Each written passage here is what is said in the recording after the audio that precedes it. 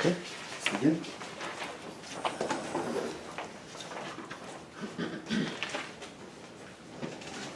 Announcements.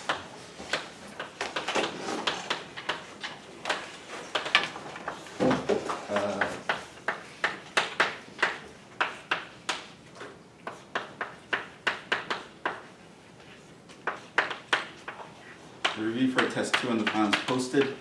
I didn't get to post any homework for online homework, but I posted some now. Shorter. It's shorter than what I wanted to give. But over the weekend, at the time when I tried posting it, there was a problem, and then I forgot to go back. And Hannah emailed me and reminded me, "Hey, you didn't post homework." So the online homework is posted as well. I made that due Friday. I can probably extend it further, but it's more of the computational parts. But you can go over the review, and I might talk more about the final on Thursday.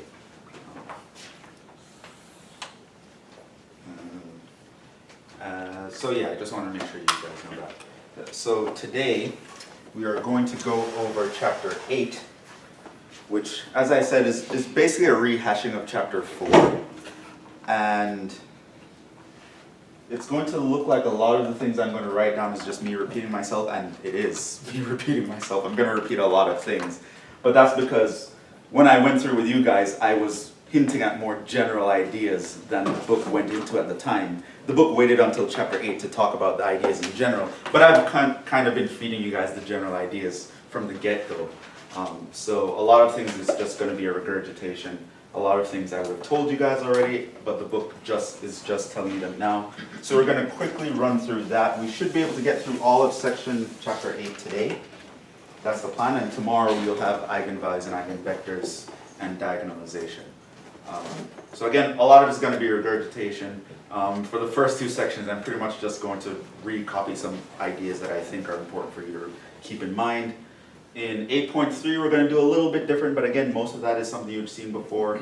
8.4 is probably going to be more challenging. It's computational 8.4, so I'll do some problems that you can expect to see on the second test and the final. That is applying what we've done in the rest of the sections. So let's actually move on to chapter 8. This is where we're going to talk about general linear transformations.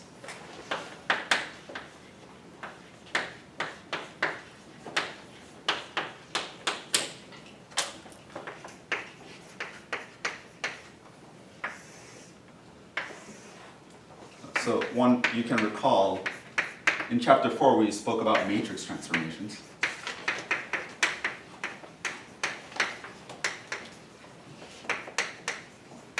And these were transformations that were defined via matrix multiplication.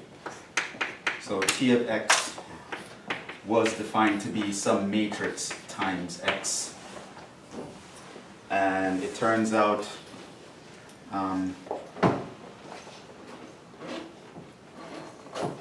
since if I take a matrix A times a sum of vectors, I can distribute the matrix. And if I take A and a constant times a vector by, again, the vector space properties, I can factor that constant out. We know that matrix transformations were linear transformations.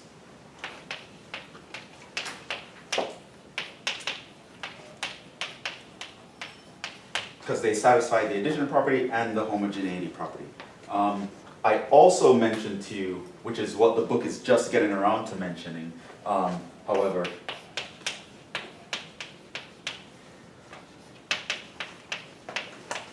given any transformation from vector space V to W, VW finite dimensional vector spaces,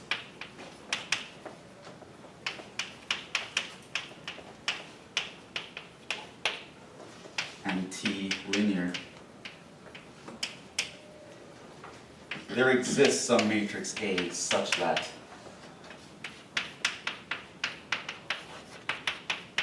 I can write that. So a matrix transformation is a linear transformation, but it also works vice versa. given some random linear transformation, there will be a way to figure out a matrix such that I can write that linear transformation as a matrix transformation. So matrix transformations are linear transformations, and every linear transformation between a finite dimensional vector spaces can be written as a matrix transformation. So knowing a lot about this expression here can tell us a lot about linear transformations in general. And that's basically what we want to come out away with. And that your book really makes that grand statement in 8.3. Currently we're still in 8.1. We're talking about general transformations.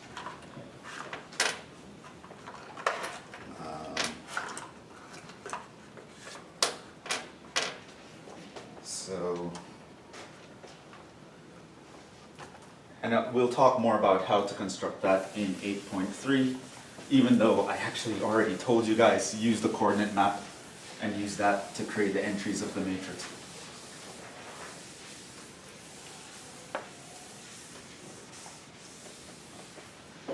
So linear transformation is just a function from vector space V to vector space W, such that the transformation of a sum is the sum of the transformations, and the transformation of a scalar product is just the scalar product times the transformation.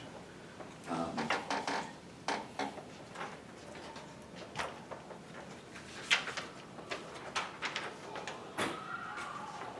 now let's do some useful facts.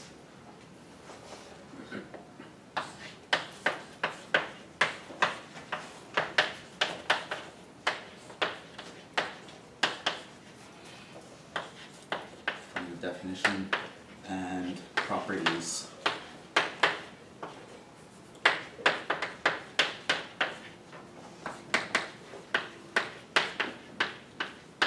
Transformations. Here is fact 1. If we have T of C1, V1, C2, V2, Cn, Vn, we can actually break that up into this.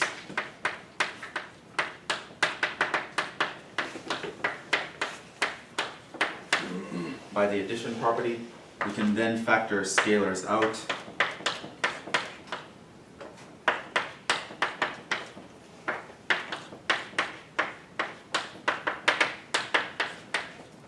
T is just the function?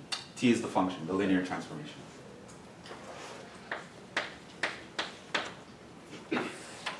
Where T is a linear, T from V to W is a linear transformation, and V1 to Vn is a basis for V.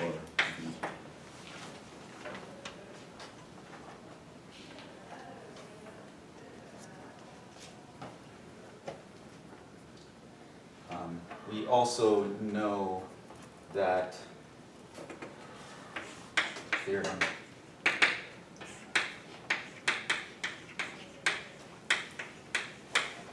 which we've proven before, either in whole or in parts, spread around the thing, spread around chapter 4.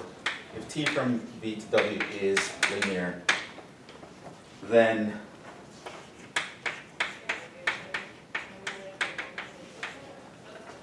the linear transformation applied to 0 will output 0. You can, for further emphasis, realize that this 0 here is the 0 vector for the domain space, while this 0 here is the 0 vector for the codomain.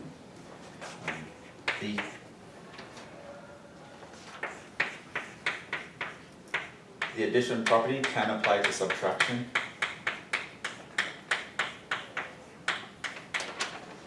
Proved that last time as well.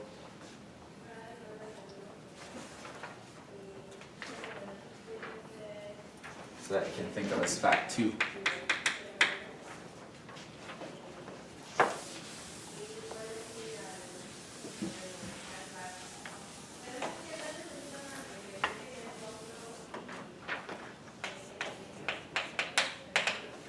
fact 3. Notice if t goes from v to w and x is an element of v, then x and t of x are vectors. Right? They are elements in a vector space, and so you can use that intuition to figure out a lot of things about them.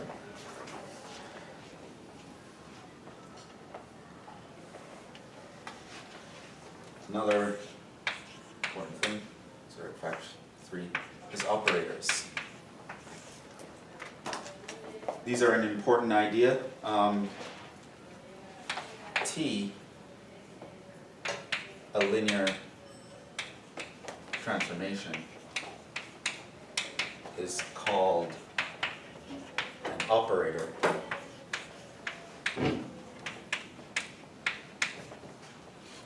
on V if t goes from V to itself. So a linear transformation that goes from a vector space to itself is called a linear operator. So T is a linear operator, is the phrase that you would use. To be clear, you're referring to like two different bases in the same vector space. Or Might not be the different It bases. could also be the Yeah, just as long as it's from a vector space to itself. So any real valued function f from R to R was an operator. Okay. As long as the domain space and the codomain space are exactly the same, we call these operators. And of course, the operators are the guys that, well, it's one of the guys. Well, actually, it's specifically, it ends up, it's going to be specifically the guys that whose matrix transformations have square matrices. Technically, if you have another vector space here with the same dimension, you'll also have a square matrix, but we're going to have the theorem that says all vector spaces of a certain dimension, they're all isomorphic. That's what 8.3 is going to give us, so technically it's okay to say that as well. So operate. Oh, sorry, I'm just, so wait, so if the transformation produces the same result, it's called an operator? Is that, No, I'm just saying if the domain and codomain are the same. The domain is this space and the codomain is that space. okay. Right, so I can think of f from R to R, where f of x equals 2x is an operator. I can also say something like f from R to R plus f of x equals 2x is not an operator.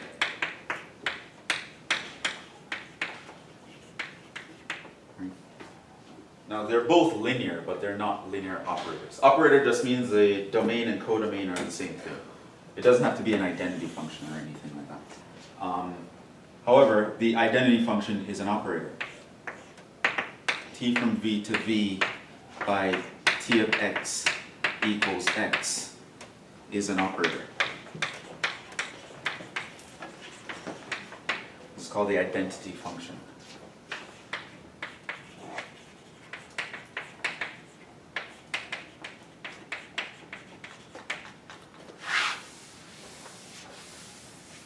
Other operators.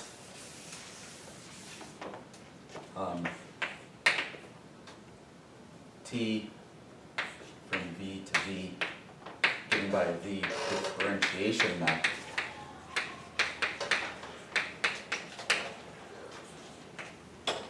is an operator. Differentiation is a linear transformation. As long as I'm going from some vector space where I can find derivatives, the derivative is a linear operator. Integration is also a linear operator.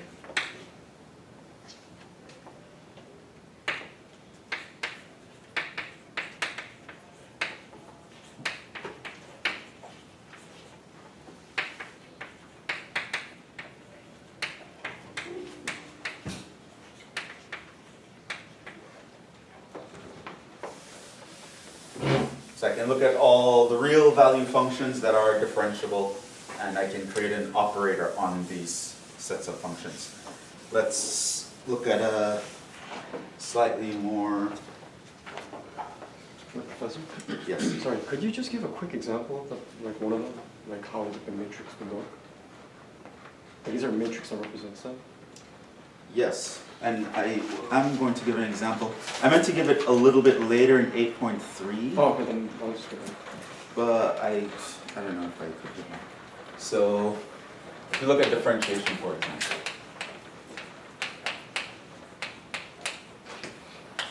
So something like t goes from the set of all polynomials of degree 2 or less to the set of all polynomials of degree 2 or less, given by this equals the derivative of that is a linear operator. So in terms of what it would look like as a matrix, we'll kind of have to invoke the isomorphism. So we know that something like P would look like A0 plus A1x plus A2x squared, right? You would use a function to map that to the coordinate A0, A1, A2, right? And so T of P is just T of A0, A1, A2. And what vector would result from that?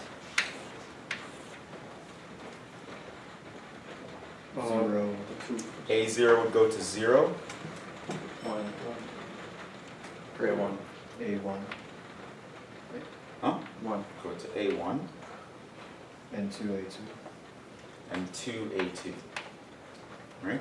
Now if you write that out, what this actually looks like is you can have this, think of this as the A0 column, the A1 column, the A2 column. So you have 0 A0s, 0 A1s, 0 A2s. This line tells you you have 0 A0s, 1 A1, 0 A2s. This one tells you you have 0 A0s, 0 A1s, 2 A2s. So that would be the matrix that would describe that. So the derivative operator going from P2 to P2 can be described by that three-dimensional matrix. So if I take any guy here, multiply by that matrix, if I multiply this by that, I would get this as the result, and that is me taking the derivative. The constant term goes to 0, derivative of A1 times x is A1, derivative of A2,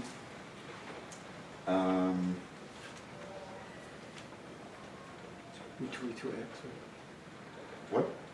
2x. A2x. Right.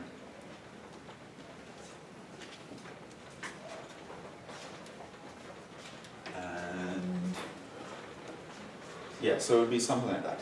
But I had a similar example later.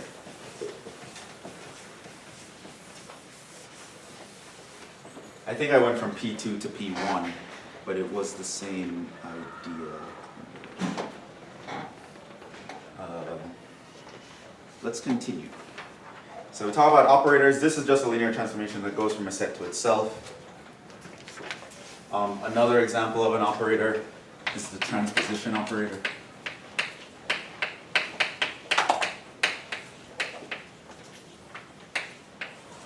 So you can say something like T goes from the set of M by N matrices to the set of M by N matrices by take some matrix, the output will be its transpose. That will be a linear operator. It is a linear transformation because we know that the sum of transposes is the transpose of the sum, and the transpose of a scalar times a matrix is the scalar times the transpose of the matrix.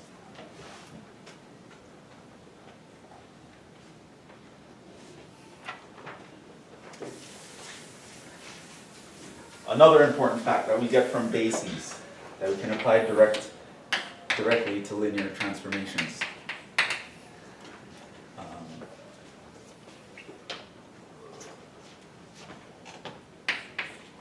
Sorry, just clarification on the earlier part, is that, so the result of the last equation that you wrote down is a vector, right? Yes. So, Here my vectors represent matrices that are size n by n. so it's the transpose of that vector, is that, Yes. okay, got it.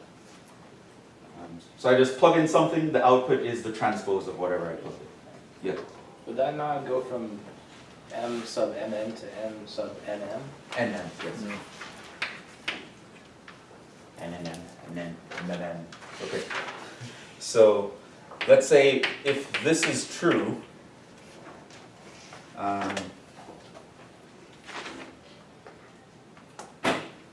or T goes from some field, n-dimensional vector space to some field, not necessarily a linear operator, different.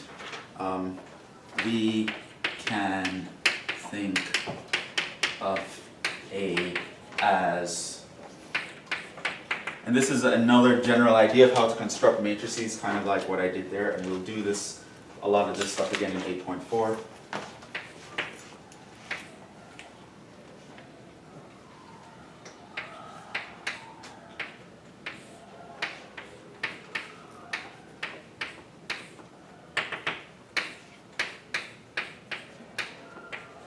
Wait, Professor? Yes. Wait, that's a linear operator? The transposition operator? This is a linear operator, yes. Even though the space is, like, what's the space then?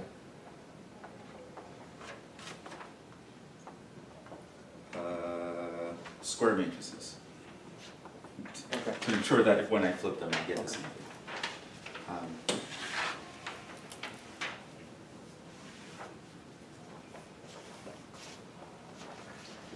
Where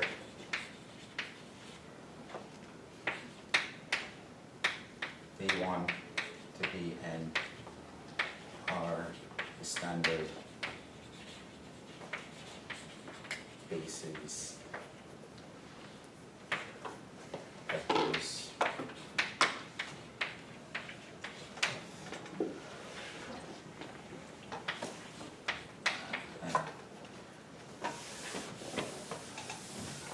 that's the idea we used when we wanted to figure out the matrix that gave us things like rotation. We use this idea.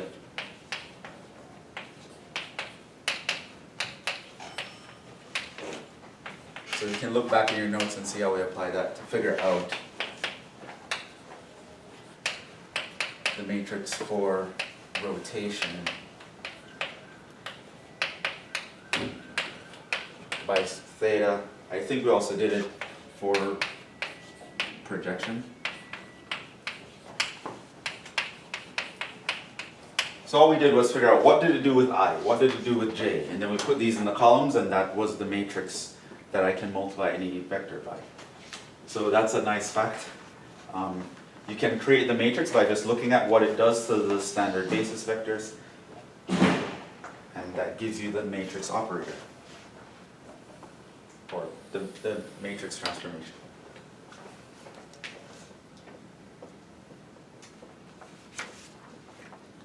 We've seen all of that before so far. I don't think I've said anything new so far. I'm basically kind of summarizing some things that I've already told you. I just want this to be in the forefront of your mind. These facts are that useful. I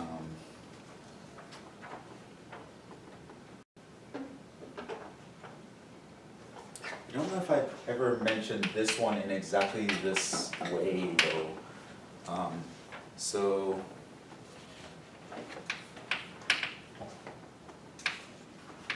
let T go from V to W, and V1 to Vn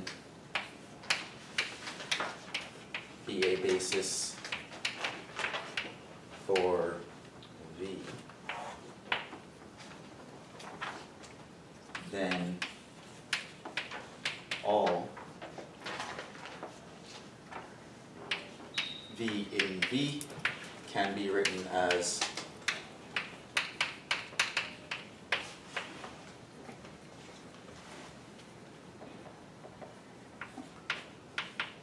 some constant times the first guy plus some constant times the second guy plus some constant times the last guy.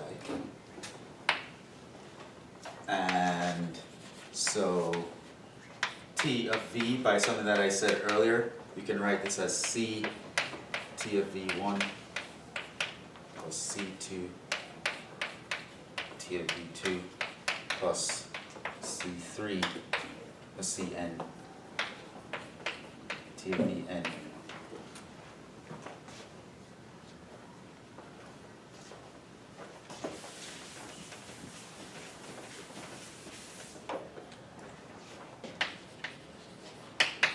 And if T is onto, which basically kind of means that you'd expect the dimensions of W to also be the same as dimensions of V, by the way. If T is onto, then these guys, T of V1, T of V2, T of Vn is a basis for W.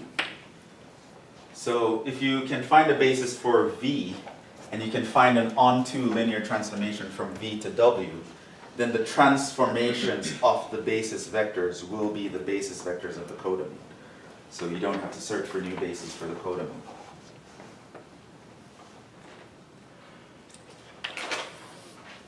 Other facts. T is a linear transformation. You should be aware of the following. The kernel of T is a subspace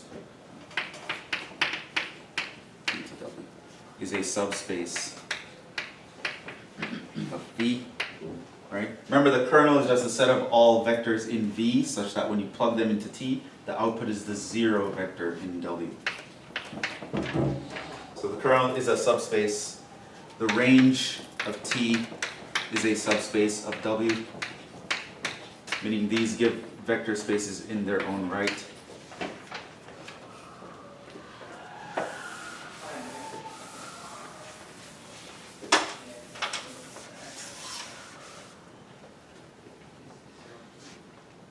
See if range of T is Sorry, what is R of T? range. Oh, okay. Is range of T. If this is finite dimensional,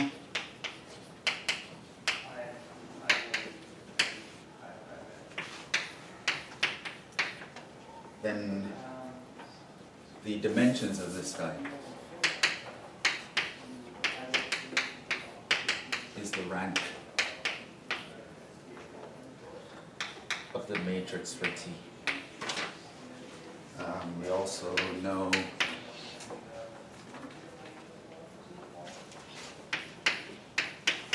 if the kernel is finite dimensional,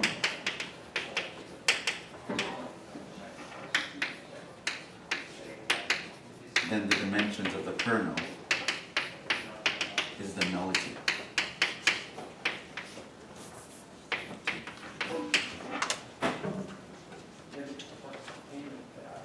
We also have the dimension theorem, what you should remember, the rank plus the nullity equals the dimensions.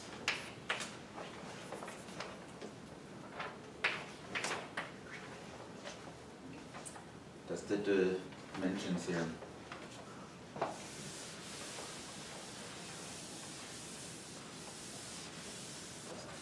So that's basically just a nice summary of a lot of things we've seen before.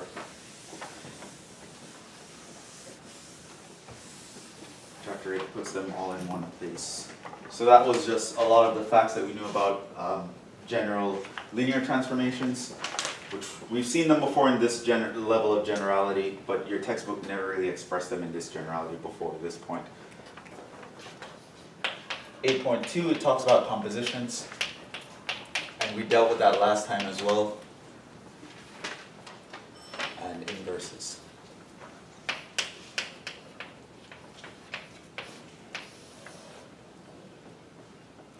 Of linear transformations, of course.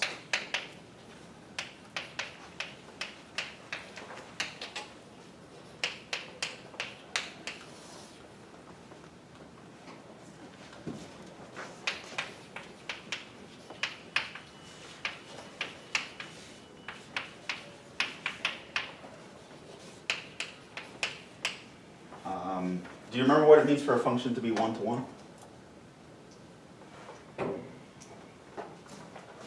What does it mean for a function to be one-to-one? If f of x equals f of y, then x equals y. Correct. Let's talk about linear transformations here. So if t of the vector x is equal to t of the vector y, this implies that the vector x must be equal to the vector y. What about onto? What does that mean?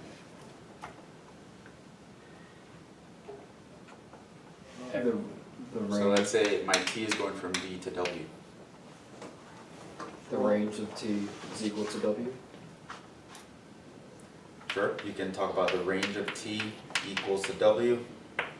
Tell me another way that's easy to like prove, like a statement that you can go through step by step and aim to prove something if you want to prove it's onto. Ax equals This is true, but it might not be useful in a lot of contexts where you want to prove something. Ax equals b has a solution for all b in w. Every element in W is mapped to.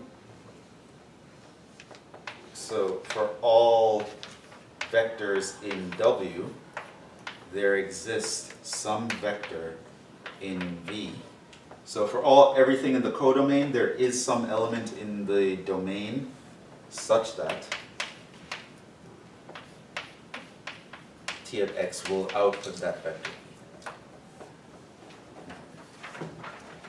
So that's basically saying the range is W. So I can take any one in W and it will be in the range of this function, meaning there is some input element that will output that guy.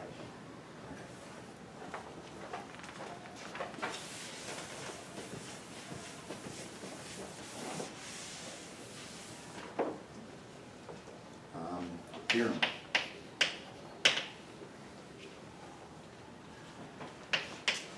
The t from V to W is linear.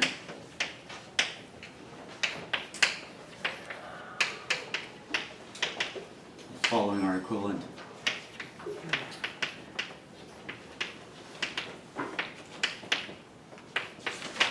T is one-to-one, E. What's equivalent to that? T is onto. No. T is onto if the dimensions are the same.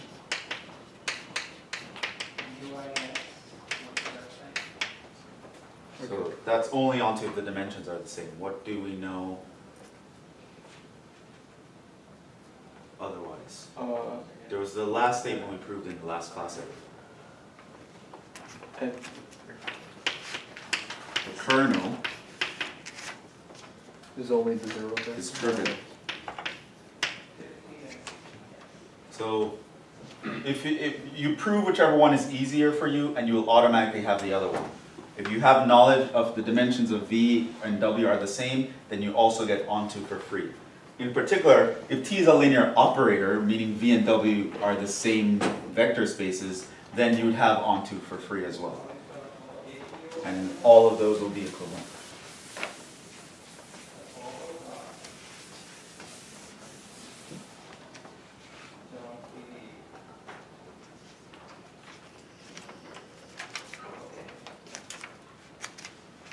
Okay, so here, if T goes from say V to W, let T1, T2 goes from W to then T2 composed with T1 is going to be something that goes from V to U will also be linear. So if you have two linear transformations and the domain and range spaces match up, then if you take their composition, it will also be a linear transformation. That's another fact to know. We actually looked at that before. Another fact here. If T1 and T2 are 1-to-1, so is T2 composed of T1.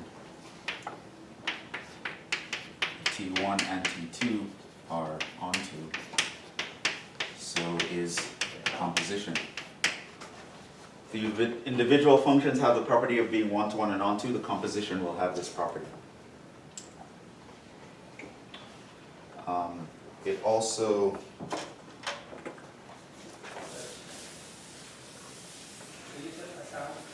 It also goes for inverses. Let's see. Third thing, if T1, T2 are invertible, meaning if you switch the codomain and domain, it's still a linear transformation, then so is T2 composed of T1. In fact, you can know exactly what map will be the inverse. T2 composed of T1 inverse would be what? T1 inverse composed. T1 inverse composed of T2. Shoes and socks law.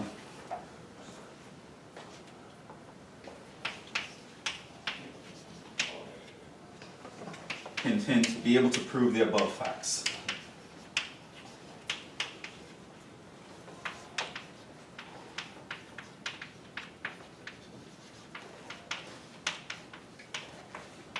And similar ones. So if I give you I mentioned linear transformations and I tell you some property that they have, right? Like it's 1-to-1 or it's onto or it's invertible or it's something else, you should be able to determine if the composition will share these properties. Right? What if only one of them is 1-to-1 and not the other one? Is the composition always 1-to-1? Things like that you should really think about.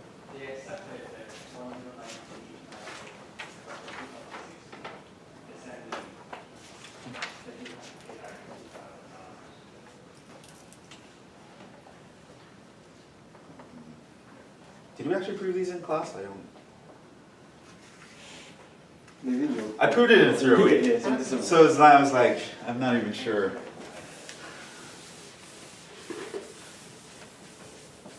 So the people at 308 saw me prove this for general functions. This will actually work in general, not just specifically for linear transformations. But it's nice to see that it does work for linear transformations as well. And the proofs are actually pretty similar, remarkably similar. Could I use the other one on this test and or like say that by that theorem that it covers that?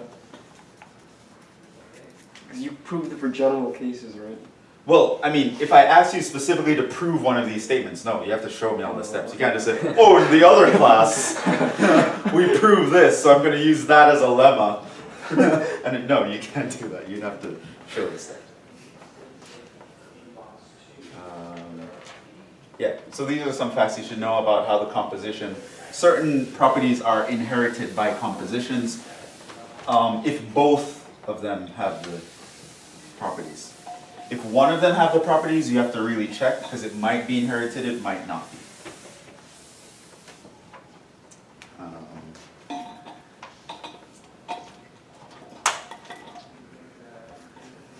Now we can get to the thing I've been raving about almost from the beginning, isomorphisms.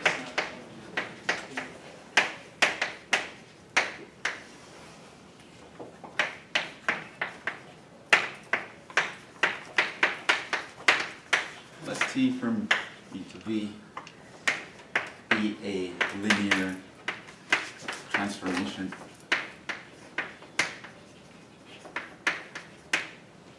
Then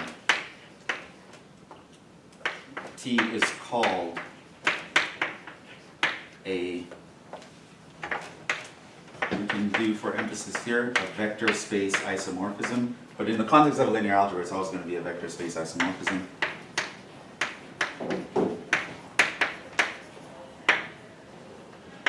If T is 1-to-1 and at the same time it is onto. So if you have a linear transformation that has both of the properties that were here, it's both one-to-one and onto at the same time, we call it a vector space isomorphism. I put vector space here because there are many kinds of isomorphisms. Remember, the reason why it's a vector space isomorphism is because it preserved the two vector space operations. Addition in the vector space sense is preserved by the function as well as scalar multiplication. So it's called a vector space isomorphism.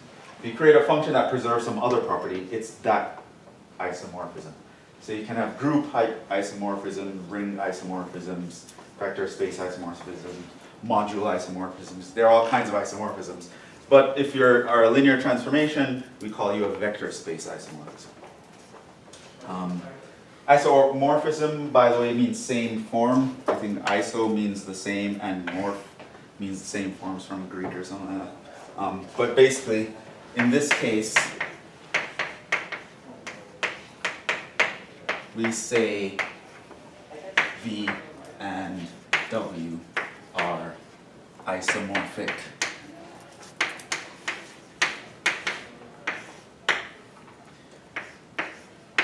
This means they have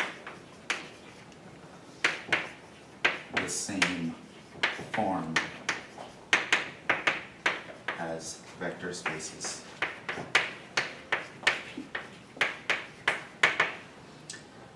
We can be stronger than that.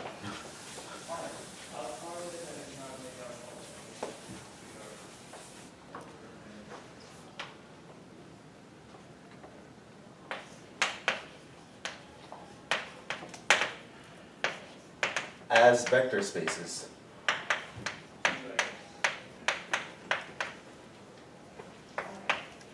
they are mathematically indistinguishable. You will not be able to tell one from the other in terms of all the mathematical properties.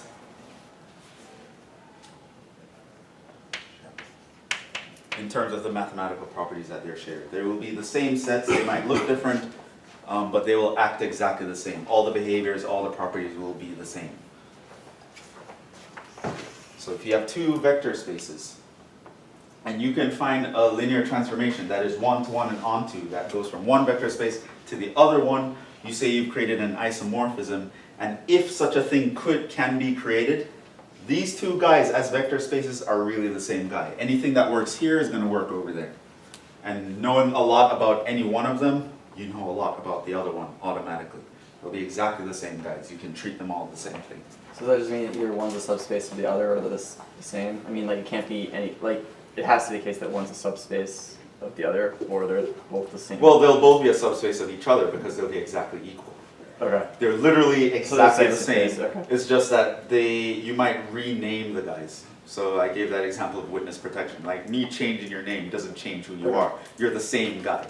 So they might look different, but they're exactly the same. So in terms of, so just like in terms of, say, if we're looking at P2, right? So I can look at the polynomial 1 plus x squared, and in R2 I can look at the vector 1, this would be R3. In R3 I can look at the vector 1, 0, 1, and this guy looks different from that guy, but no, it's the same guy. Anything I can do with this, that would be done with the same. And if I make up some other guy here, like 2 minus x plus 3x squared, I can get a guy over here, which is going to be the coordinate 2 minus 1, 3. And if I combine these two, it's the equivalent to combining these two. Combining these two gives me another polynomial r. Combining these two will give me another polynomial z, and that guy is going to be matching up with that guy. Like mixing up these two and mixing up those two, exactly the same. Guys that related before will be related now. They'll all combine together nicely in the same way that they did before. So I can be in two different vector spaces. The elements can look different, but how they interact with each other is exactly the same as far as vector space are concerned. So if I know about one, I know about the other.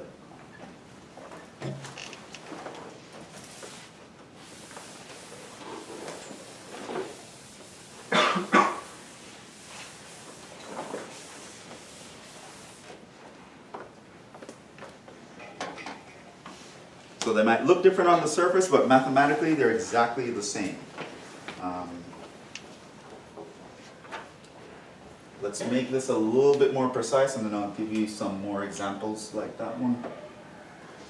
Here.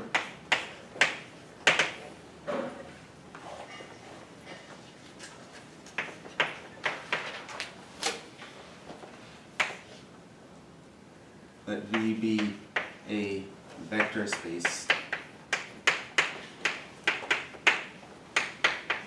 with dimension b equals n. Okay, so it's a finite dimensional vector space.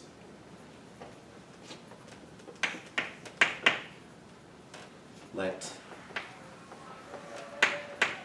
v1, v2, vn be a basis for v, and let f be the field under v. So it means this is the set where I'm getting all my scalar multiples from, where I can multiply by the scalars. V is just a finite dimensional vector space. It has basis vectors v1 through vn. There's a theorem that we can get with the axiom of choice that says for every vector space will have a basis, so I will, in theory, be able to find this. And using the plus minus theorem, we'll know how we can find this. Just take a random bunch of vectors in V, check if they're all linear independent, and keep throwing in vectors until they become dependent and they span the set.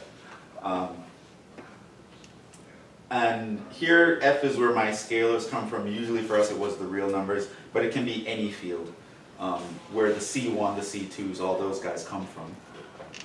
Then, the coordinate map.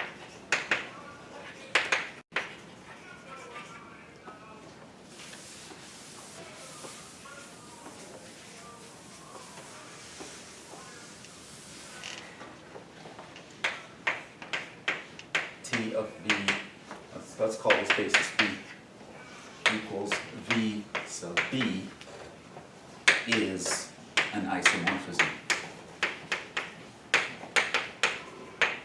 You will be able to show that that coordinate map is a linear transformation. It will preserve sums and scalar multiples, and you will also be able to prove that it is one-to-one and onto.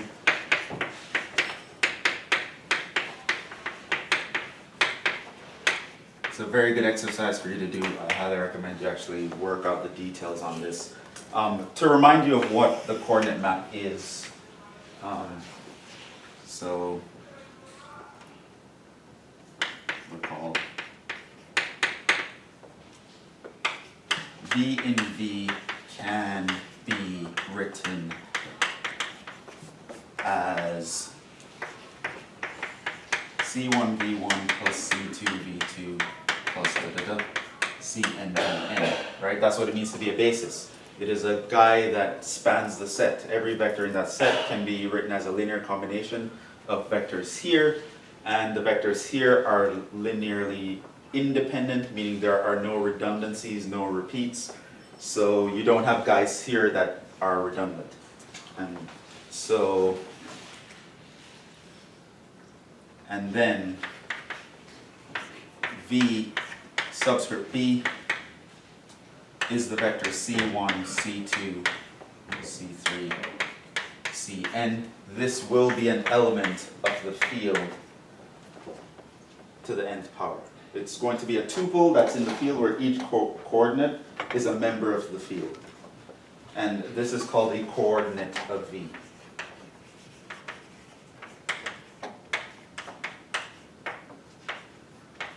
So if you're in a vector space, you have its basis, it's a finite dimensional vector space, you know the field, then once you can express any vector as a linear combination of vectors in that vector space, take their coefficients, put those in a coordinate, and that is called a coordinate of v. Now, if I take a function that goes from v to fn by the coordinate map, meaning when I plug in a vector, the output is going to be the coefficients of the basis vectors. That will be an element here, and it will be an isomorphism. You can prove that this map is 1 to 1 and onto. Which, throughout the class, I have proven that in pieces, right? Like when I proved the uniqueness of basis representation, that was basically the proof for the 1 to 1 part.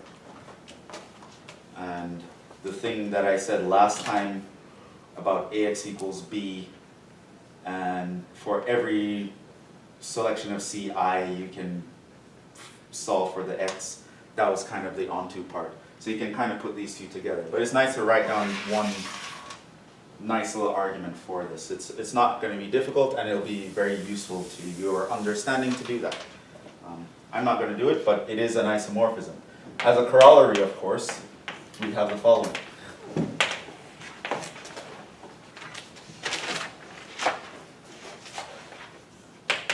Every finite vector space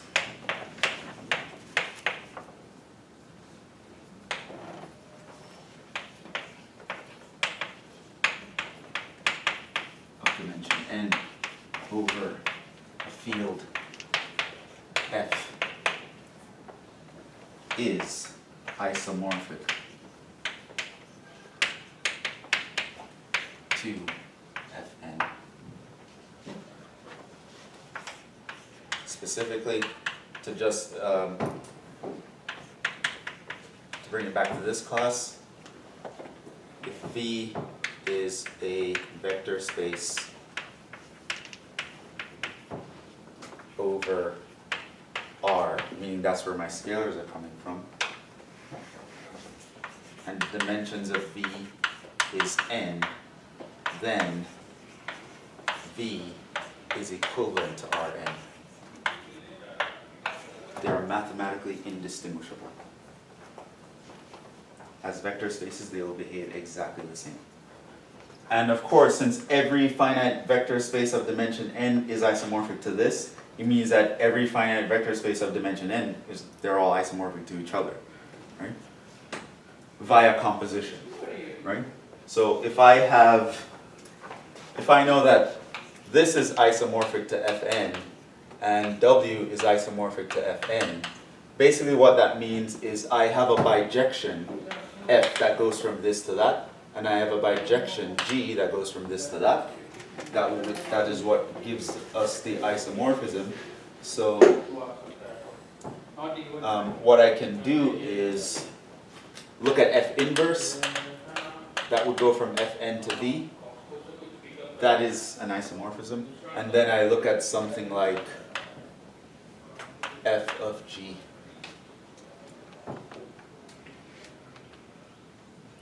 Right.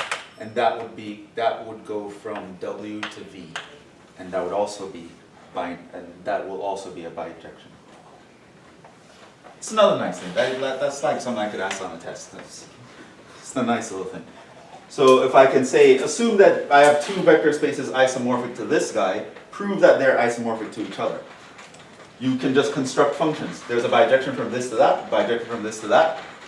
Since bijections are invertible and their inverse are also bijections, I have this thing existing from that to that. Then I just compose them to go from the W to the V directly. Cut out the middleman. So you can get even more general here. Not only is every finite dimensional vector space of dimension n isomorphic to that, but they're all isomorphic to each other. So if I know how any one behaves, I know how they all behave, and they will all behave like Fn. Oh, here's a question. Yes. The last part that you said for composition, right? Was the inverse part necessary for that, or?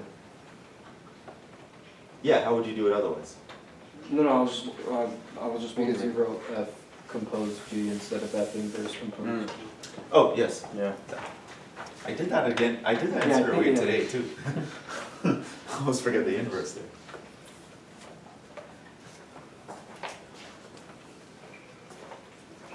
Yeah, because the idea is,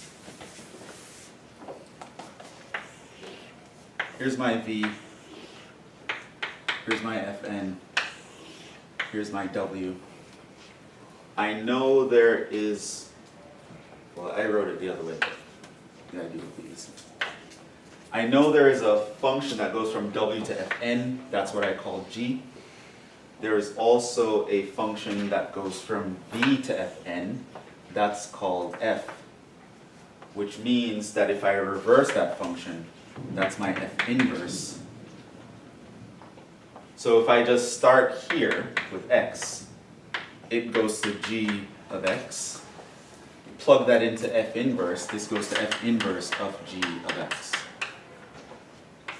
So I can go straight from here and output there, and I can forget about the middle.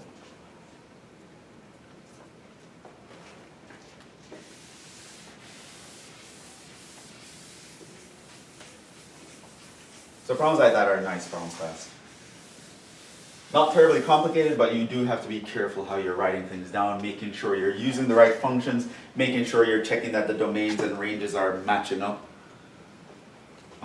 Making sure that when you take an inverse, it's reasonable for you to do that, and the inverse fulfills the property, knowing all those little things. So it's very short to write down, but each step really has a lot of thought put into it. It's not just something that is directly trivial. And there might be other isomorphisms other than the coordinate map, but the coordinate map is going to be one of them. And once there exists one, it's isomorphic. Let's do some more some examples of this.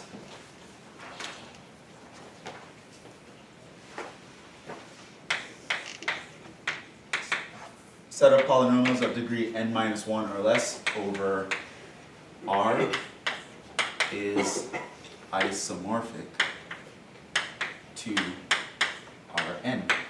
Meaning I can think of a set of polynomials as vectors in Rn, and whatever I can do with the vectors. In terms of vector space operations, the polynomials will behave exactly the same. I can choose f goes from P n minus 1 to Rn. Take f of a0 plus a1x plus da da da plus a n minus 1 x n minus 1 equals this vector a0, a1 all the way to a n minus 1.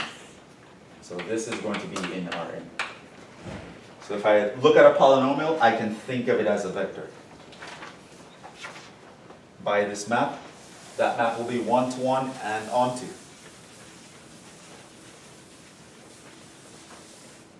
Similarly, I can look at the set of all 2 by 2 matrices as vectors. So if I look at M22 over R is iso to R to the 4th.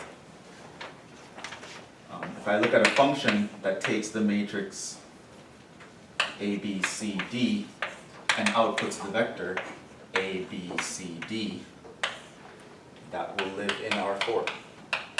So this matrix is equivalent to that coordinate. And we've seen this. It's because the basis vectors here are 1, 0, 0, 0, 0, 1, 0, 0, 0, 0, 1, 0, 0, 0, 0, 1. And this guy is going to be A times this plus B times that plus C times that plus D times that. And so the coordinate is A, B, C, D. And just line them all down.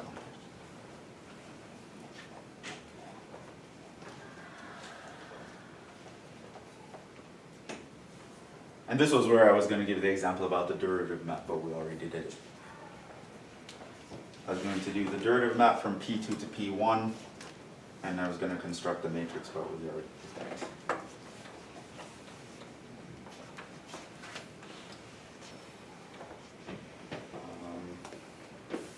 Another lesson in vocabulary, similar to how we can use operators to mean linear transformations from a set to itself. If we have an isomorphism from a set to itself, we call that an automorphism. Let T from V to V be an iso. Then it is called an automorphism.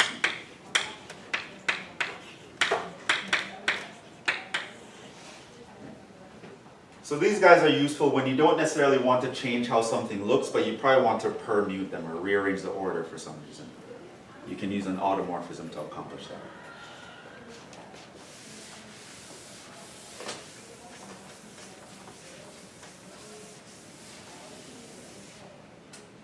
Can anyone tell me one automorphism from T from V to V? Continuous functions, is that one? Mapping what to what? R to R by some continuous function. Okay, so we have F from R to R. What's the definition?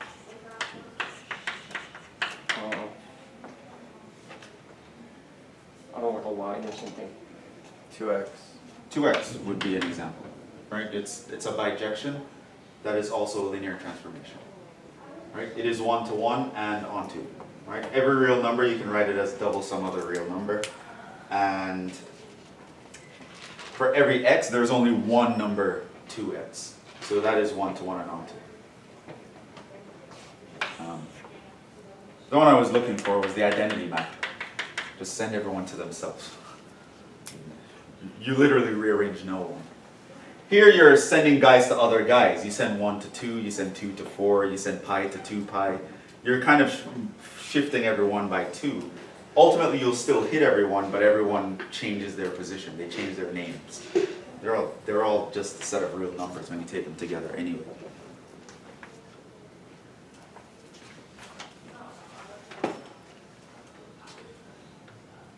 Okay, last thing I want to do today, matrices. So we're going to do some computational problems here that would appear. Matrices for general linear transformation.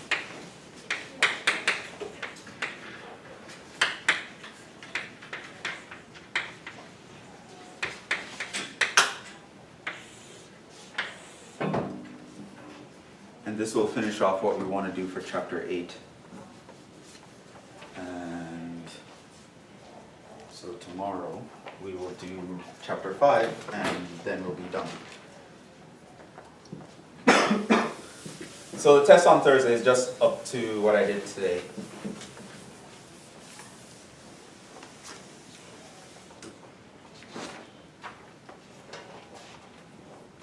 I'll put like eigenvalues and eigenvectors in the bonus or something, but it won't be on the actual test.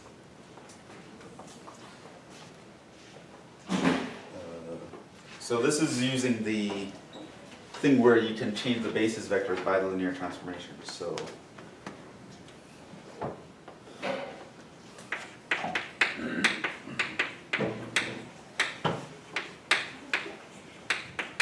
this is a rehash of 4.6.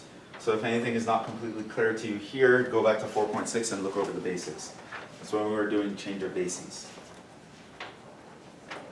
So let's say T is a linear transformation. Then this guy here was the standard matrix of T.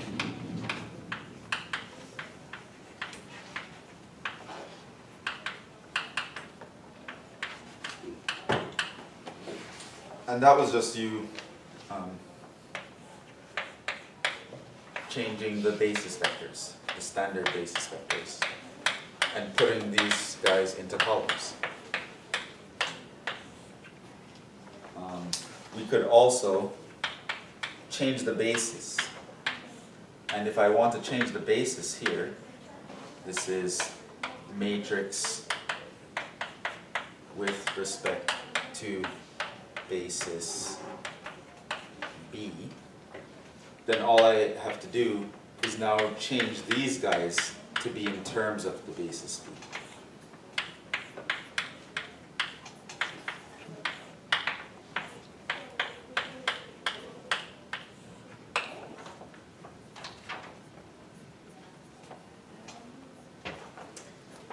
Also have the fact, and this came straight from our change of basis formula.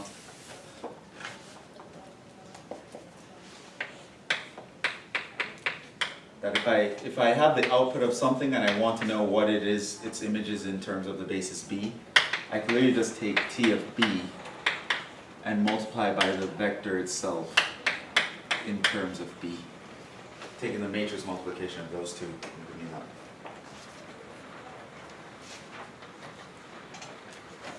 So we're going to use these ideas now to give some specific examples. These are examples like what I've seen on past finals. I think some of these are even, I just literally took them from a past final. So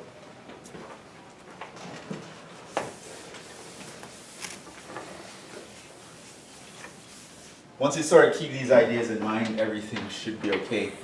Applying it can be pretty annoying though, but so try to keep your wits about you. Let's see. Here's an example.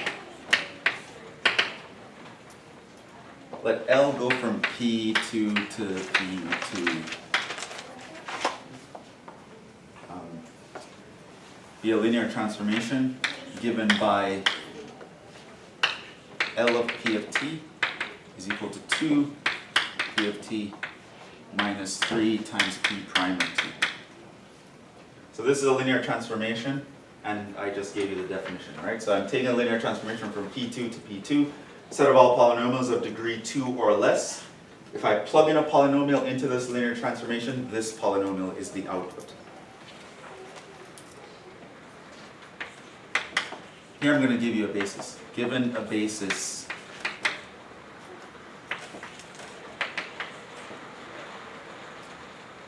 one, 3t plus 1, 2t squared.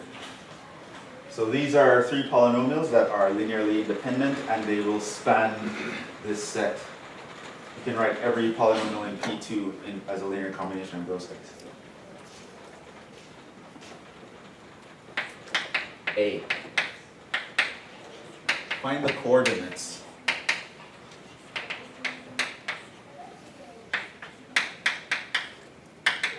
of 5 minus 6t plus 4t squared. Find the B coordinates, i.e. find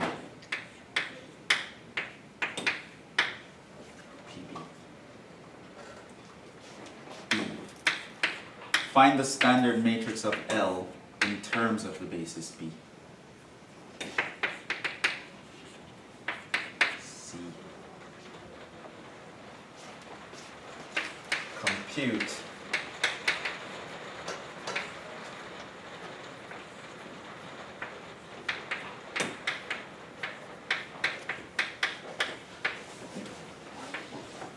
the image of, so I'm going to plug this into the linear transformation.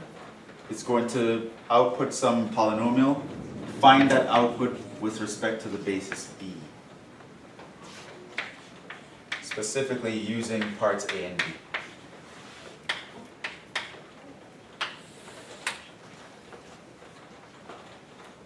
So I think something like this showed up on the final, so let's actually see how we do that.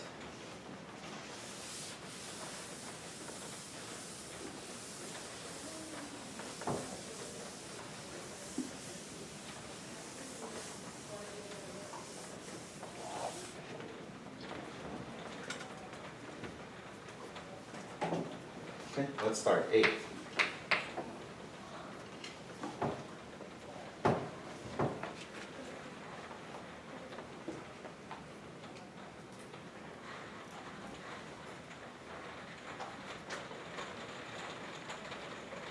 Tell me the strategy. What do we want to do here?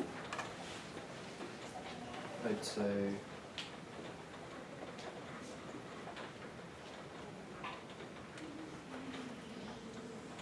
want to convert that thing somehow. To the, Sure. So what would that mean? What is P here? Write that in terms of the standard basis? Okay, which is? 5, comma, negative 6, comma 4. So let's think of our polynomial as this vector in R3. And so basically what I want to do is I want to write, we want this vector in terms of basis B. Now what does it mean to find that vector in terms of basis B? Right?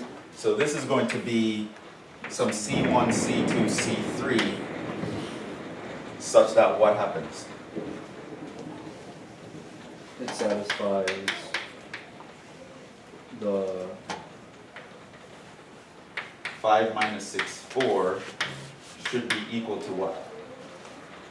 Well, C1 times the first basis vector plus C2 times the second basis vector plus C3 times the third basis vector. What's the first basis vector as a coordinate?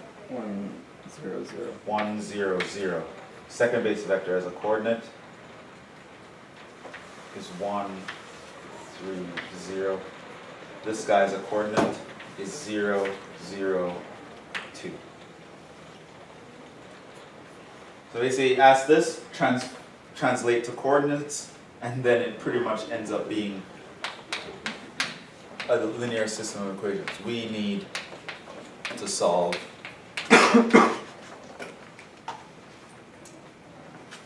1, 0, 0, 1, 3, 0, 0, 0, 2, give me 5 minus 6, 4.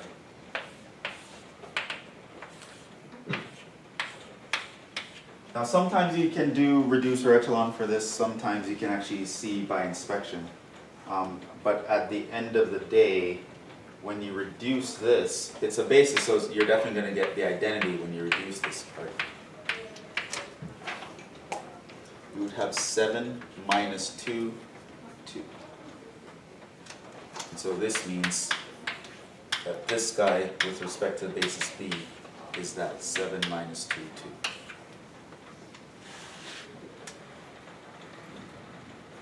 Of course, you can always check to make sure that you're doing the right thing. So basically what I'm saying is that original polynomial should be 7 times 1 minus 2 times 3t plus 1 plus 2 times 2t squared. And is that true? So 2 times 2t squared gives me the 4t squared. Here I have minus 6t, which is that. Here I'll have 7 minus 2, which gives me the 5. So that's actually right. So that's the coordinates of this in terms of B. This is its coordinates in terms of the standard basis vectors. This is its coordinates in terms of the basis vector in B. So that's part A.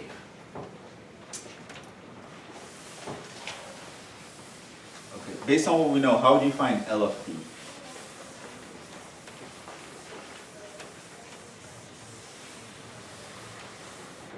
Sorry to clarify, what is L?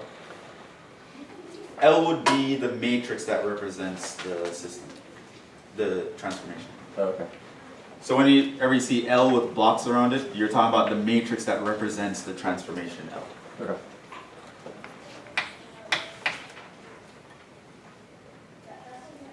We find a transformation matrix from the standard basis to B and then multiply L by that? Does that work? That could work. You could also directly apply the formula that this is just your L of the first basis vector written in terms of B, the L of the second basis vector written in terms of B, and the L of the third basis vector written in terms of B. You could also find the transition matrix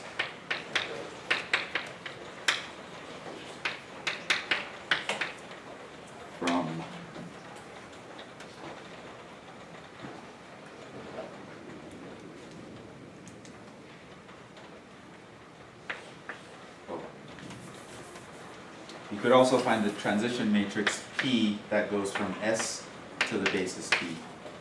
And you remember I said that. That was also a bunch of reduced directional forms. So you put the old basis on the right, the new basis on the left, and you find the reduced directional form. Okay. But I could also, where's the guys? I think 1, 0, 0. 1, 3, 0, 0, 0, 2. And actually finding this can give me the matrix right away as well. So it's a personal preference which one you choose. You'd get the same in both cases.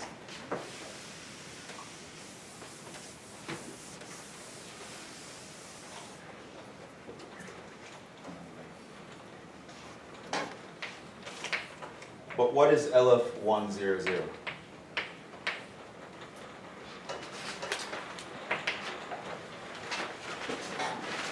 Let's remind ourselves what L actually does. It gave us 2p minus 3p prime. Yeah. Okay. So what is LF100? It's got to be 2, because the derivative is going to be 0, so it's just going to be 2. So that actually gives us 200. What is, therefore, if I look at LF100 with respect to B, what would that be?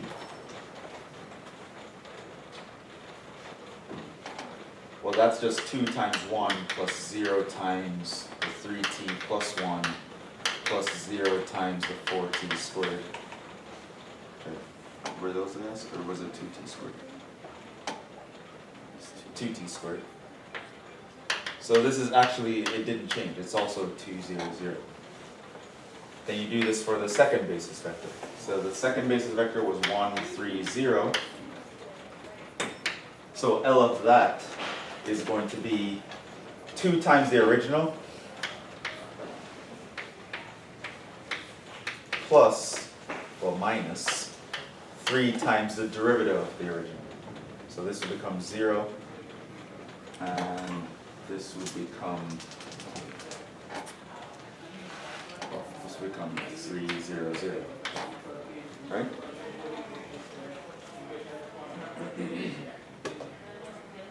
Right?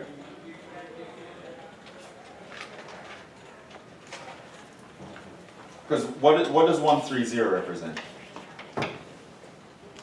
1 plus 3t. So if I have p prime, what is that? It's just 3, right? But 3 is the coordinate 300. So it's going to be 2 times the original minus 3 times the derivative. So everything moves up a row when you take the derivative? Depends on what the function looks like. It's a polynomial, that's why it's going to behave this way. I see. So this would give us what?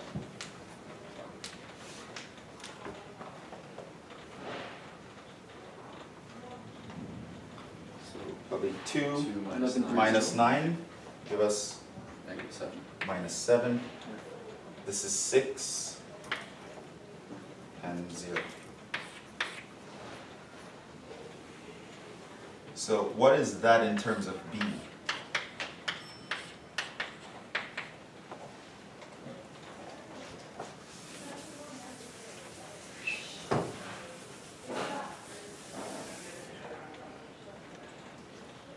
I think I get this.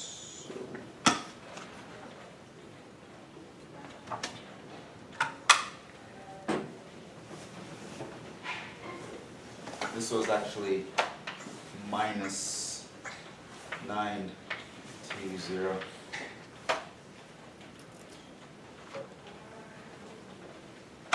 Do the same thing for the last guy. The last base vector was 0, 0, 2.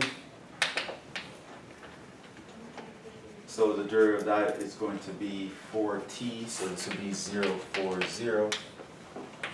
Then if I take L of 0, 0, 2 with respect to the basis of B, I would get 4 minus 4, 2. Sorry, I'm just saying so the the last step, L of that in terms of the basis, what Meaning I can write this as minus 9 times 1 plus 2 times 3t plus 1 plus 0 times 2t squared.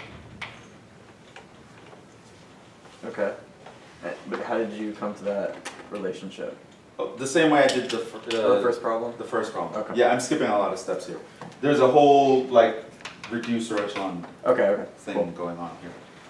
Sometimes you can do by inspection, but this is one way. So ultimately, you can do, I'll give you an alternative way for this as well. You can do L of B now is just going to be this matrix. You're going to take all of these answers and put them in columns. 2, 0, 0, minus 9, 2, 0, 4 minus 4, 2.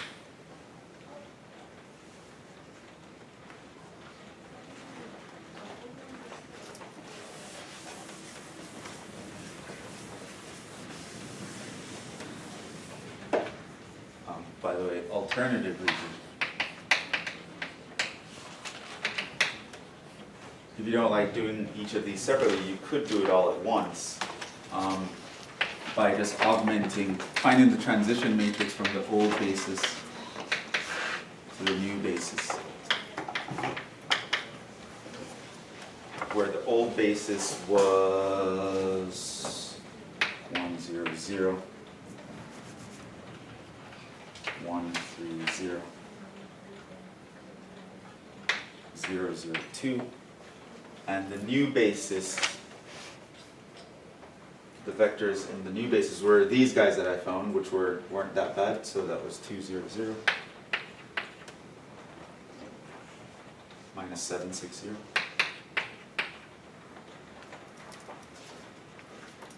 and 0, 4, 0.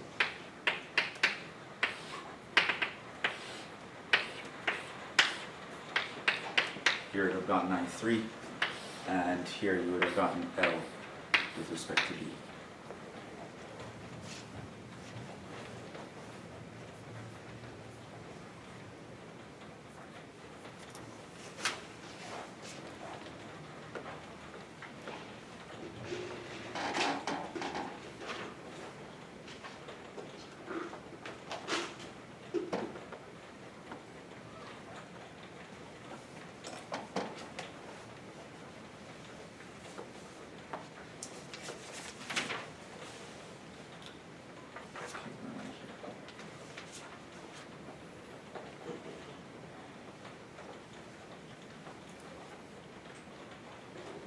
What was the last question? Okay, compute this now just is a matter of multiplying the two. So look at part C.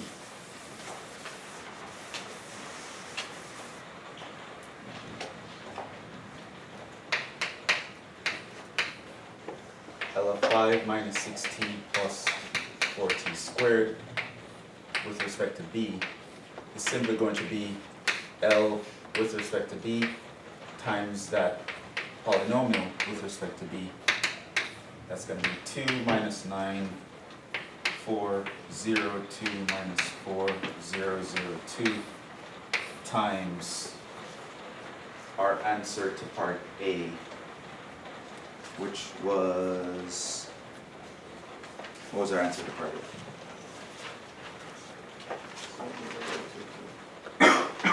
7, negative 2, 2.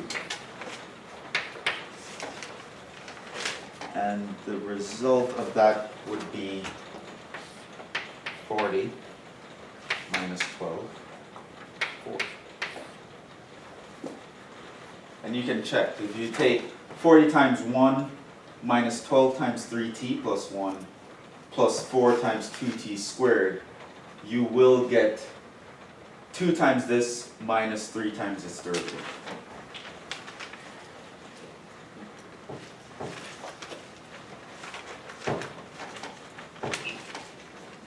Which it is annoying to do by hand, but a computer wouldn't mind doing this, and a lot of programs actually use this kind of thing to program things like. So like MATLAB would use something like this. Right? Remember the mat in MATLAB it stands for matrix. Right? So they think of everything in terms of matrices. And computers don't mind moving all these numbers around. But you can expect like one problem like this in the section where you can choose options. So if you like the computation, you can do it. Let's.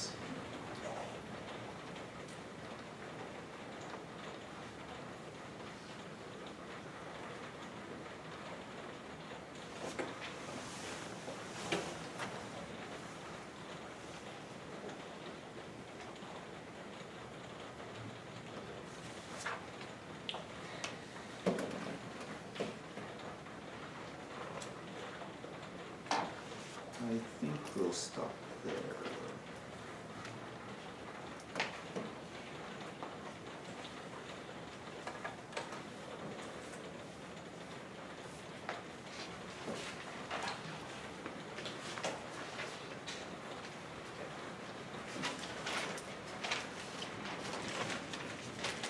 There was also a version of this that I think.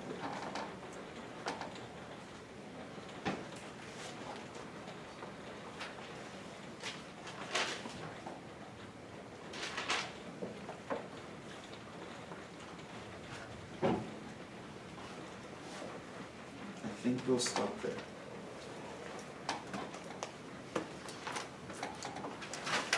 I like alternative versions of how to do it. But yeah, a lot of chapter 8 is us just regurgitating things that we knew before. But at the end of chapter 8 in 8.4, they actually apply this to actually doing specific computations. So if you go look at the review for the test, you'll see a lot more examples like this, where they might talk about functions and you're finding derivatives or something else, and you want to describe it in terms of matrices, in terms of different bases. Stop there. I will see you guys tomorrow where we'll talk about eigenvalues and eigenvectors. So, just clarification, two things, I mean, this is for axiomal, because there's basically two things you can go